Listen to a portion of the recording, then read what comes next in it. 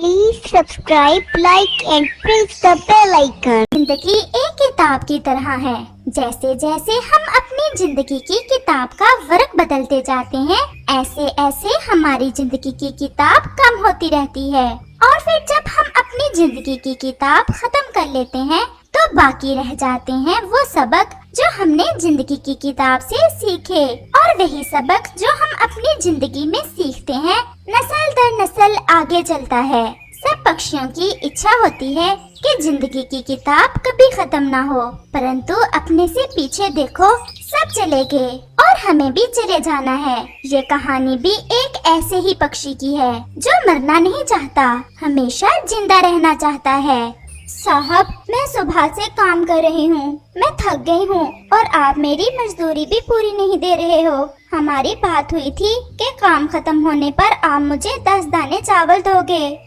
5 दाने दे रहा हूँ, अगर ज्यादा संगीत सुनाए तो वो भी नहीं दूंगा। चुपचाप भाग जाओ यहाँ से, बड़ी आई मुझे भाषण देने वाली। फिर वो छोटी बुलबुल वहाँ से चली जाती है। अच्छा ही हुआ जो ये 5 दाने चावल भी छोड़ गई, आज का भोजन तो चलेगा। वो कौवा बहुत अमीर कौवा था, परंतु माल, धन, दौलत और भोजन इकट्ठा करने का उसे ऐसा शौक था कि वो हर समय किसी न किसी लालच में रहता।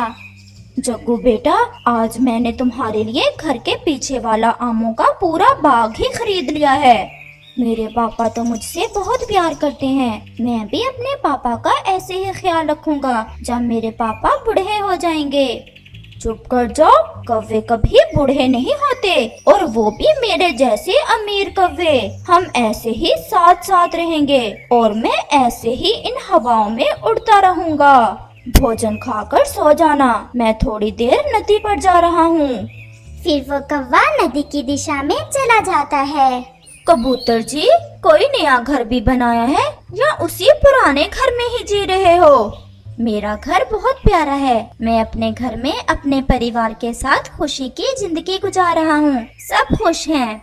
मैंने तो अपने बेटे के लिए एक आमों का बाग खरीदा है और एक सुंदर सा घर भी बनवा रहा हूँ अपने घर के साथ ही। गरीब पक्षियों को मजदूरी तो तुम देते नहीं हो, अभी कल ही बुलबुल रो रही थी। जो भी कर लो, ये गरीब तो ऐसे ही बातें बनाते रहते हैं। कौवे जी, अब जिस उम्र में हम जा रहे हैं, हमारे लिए अच्छा नहीं कि हम दिन रात धन के पीछे भागें। क्या हुआ उम्र को? अभी तो मैं जवान हूँ, मेरे पंख ठीक हैं, मैं अच्छे से उड़ सकता हूँ, मैं सब कर सकता हूँ। परंतु एक दिन आएगा जब ये सब नहीं होगा। ऐसा कहते हुए कबूतर वहाँ से उड़ जाता है। कौवा भी वापस अपने घर चला जाता है। दूसरे रोज चिड़िया कौवे के पास आती है। कौवे भैया, आपने कहा था कि जग्गू की शादी करना है, मेरी नजर में एक बहुत सुंदर कवि है। चिड़िया, वो कौवी अच्छी तो है ना, मेरी सेवा भी करेगी। वो कवि बहुत अच्छी है और आपकी अच्छे से सेवा करेगी और घर को संभाल लेगी। अमीर है या गरीब? नहीं, वो ज्यादा अमीर नहीं है, वो है तो गरीब, परंतु मन की बहुत अच्छी है।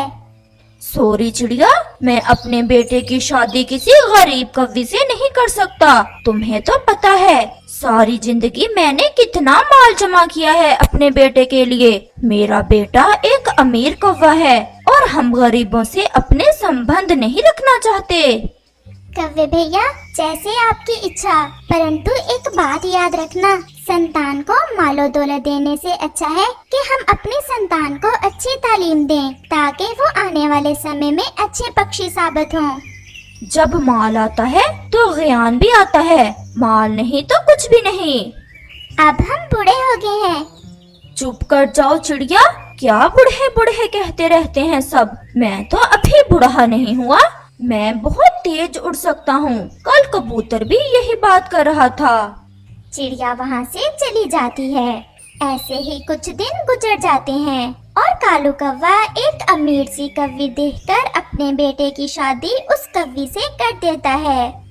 पिताजी, जैसे आप अमीर हैं, मेरे मैके वाले भी ऐसे ही अमीर हैं। पूरे जंगल के सभी पक्षी डरते हैं मेरे पिताजी से। और मेरे पिताजी ने भी हमेशा कमजोर पक्षियों की अच्छे से पिटाई की है। और तो और मेरे पिताजी ने तो कई पक्षियों से उनके घर छीनकर भगा दिया है उन्हें इस जंगल से, है ना पिताजी? हाँ हाँ, ऐसा ही है। तुम दोनों बैठो और मैं अपने दोस्तों के साथ वॉक करने जा रहा हूँ। फिर कौवा वहाँ से चला जाता है। कबूतर, चिड़िया और कौवा सुबह सुबह की ठंडी हवा में वॉक कर रहे थे। क्या हुआ? आप सब क्यों बैठ गए हो? अभी और उड़ो, थोड़ा और आगे जाते हैं। ना ना, हम तो बहुत थक गए हैं। हमसे और नहीं उड़ा जाता। तुम अपने आप को बूढ़ा समझने लग गए हो। मैं उम्र में तुमसे बड़ा हूँ, परंतु मैं इतना और उड़ सकता हूँ। मैंने कई बार कहा है कि पक्षी बूढ़े नहीं होते, बस अच्छा भोजन हो और रुपए पैसा। जब पंख साथ छोड़ जाए तो भोजन और धन काम नहीं आता, ये समय के साथ साथ पता चलता है। फिर वो सब वहाँ से चले जाते हैं। शाम का समय था। कौवा नदी पर बैठा हुआ था कि अचानक से कौवे को अपने सर में चक्कर सा महसूस होता है और वो गिर जाता है। वो तो बेहोश हो जाता है। चिड़िया जैसे ही नदी से पानी पीने आती है, कौवे को बेहोश देखकर वो डर जाती है। कबूतर भी वहाँ आ जाता है। फिर चिड़िया और कबूतर मिलकर कौवे को उठाते हैं और उसके घर जाते हैं। क्या हो गया? ये क्या हो गया पिताजी को? अच्छे भले तो पिताजी गए थे घर से, बीमार तो ना थे। जग्गू, आप जाएं और चींटी को बुला लाएं, वही बता सकती है कि कालू कौवे को क्या हुआ है। फिर जग्गू वहाँ से जाता है। आपका पिता अब बूढ़ा हो गया है और इस उम्र में वो जवानों वाले काम नहीं छोड़ता। चलो मैं जाकर देखती हूँ। फिर चील जग्गू के साथ जाती है। बहुत ज्यादा उड़ने से कालू का ब्लड प्रेशर बढ़ गया था और इसे फालज का अटैक हुआ है। चील जी, हमारे पिताजी अब ठीक तो हो जाएंगे ना? मैं आपसे कुछ छुपाना नहीं चाहती। कालू अब कभी उड़ नहीं सकेगा, बस इसकी चोंच में भोजन डालते रहना। मैंने दवा दे दी है, थोड़ी देर में ये बोलने लग जाएगा। ऐसे वो चील वहाँ से चली जाती। मुझे क्या हुआ है? मुझे क्या हुआ है? पिताजी, फालज का अटैक हुआ है आपको और अब आप कभी भी उड़ नहीं सकेंगे। ये सुनकर कालू रोने लग जाता है। कबूतर और चिड़िया, तुम सच ही कहते थे। मैं बूढ़ा हो गया हूँ। काश मैंने अपनी जिंदगी में अच्छे काम किए होते तो मुझे मरते समय इतना डर ना होता। कबूतर भैया, चलो तो आज देख कर आए कालू को कि कैसा है कालू जी। फिर वो दोनों कालू की तरफ आते हैं। मेरे दोस्तों, मेरी दौलत मेरे काम ना आई। पिताजी, हमारे काम तो आएगी जब आप मर जाएंगे। और पिताजी, मरने से पहले पहले अगर कहीं और कोई खजाना छुपा रखा है तो वो भी हमें बता दें।